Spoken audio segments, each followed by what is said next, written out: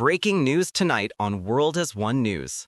The geopolitical landscape shifts to New Delhi as the capital prepares for one of the most significant diplomatic events of the year.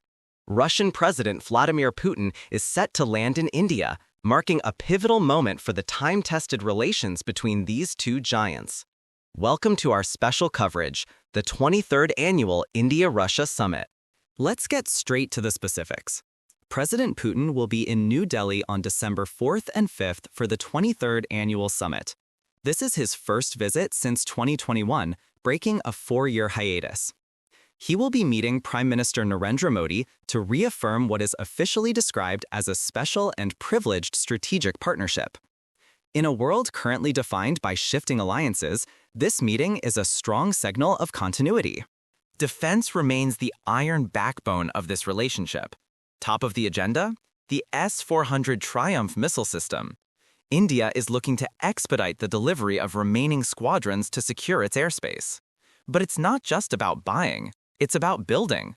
We expect major updates on the Make in India initiative, specifically the production of AK-203 assault rifles in Uttar Pradesh, and potential maintenance facilities for Russian-origin hardware right here on Indian soil. Beyond guns, it's about gas and grid security. Energy cooperation is set to take center stage. The leaders will be discussing the expansion of the Kudankulam nuclear power plant and, crucially, looking at new sites for small modular reactors. Furthermore, with Russia remaining a top oil supplier to India, resolving payment mechanisms to bypass Western sanctions is critical to keeping the energy flowing. Now look at these numbers. The economic ambition here is massive. The target? $100 billion in bilateral trade by 2030.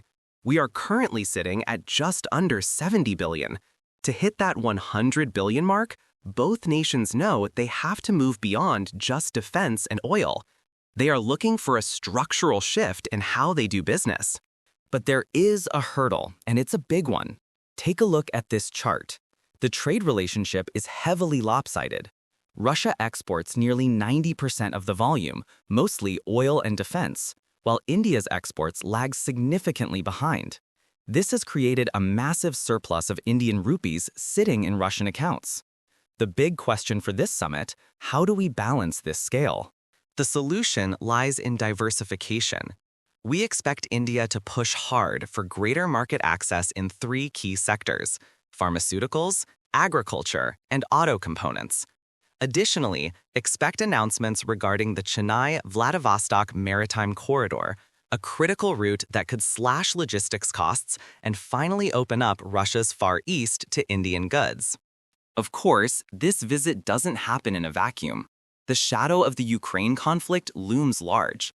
While India has maintained a neutral stance, advocating for dialogue, Western powers will be watching closely. Expect the leaders to discuss regional stability, the situation in Afghanistan, and their shared vision for a multipolar global order, specifically regarding reforms at the UN Security Council. The official stance from New Delhi remains firm. As the Ministry of External Affairs put it, this visit is about setting the vision. It is a clear message that despite external pressures, New Delhi views Moscow as an indispensable partner in its strategic autonomy. For aviation watchers, here is the wild card: the Su-57 Felon. Russia is keen to offer its 5th-generation stealth fighter to the Indian Air Force. While discussions are still in the preliminary stages, any move here would be a game-changer for regional air superiority.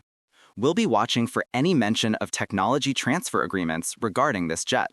So, what is the bottom line for the 2025 summit? It's a 3-pronged strategy: fortifying defense ties, ensuring energy independence, and finally, fixing the trade imbalance. The goal is to future-proof the India-Russia relationship against the volatility of global markets and sanctions.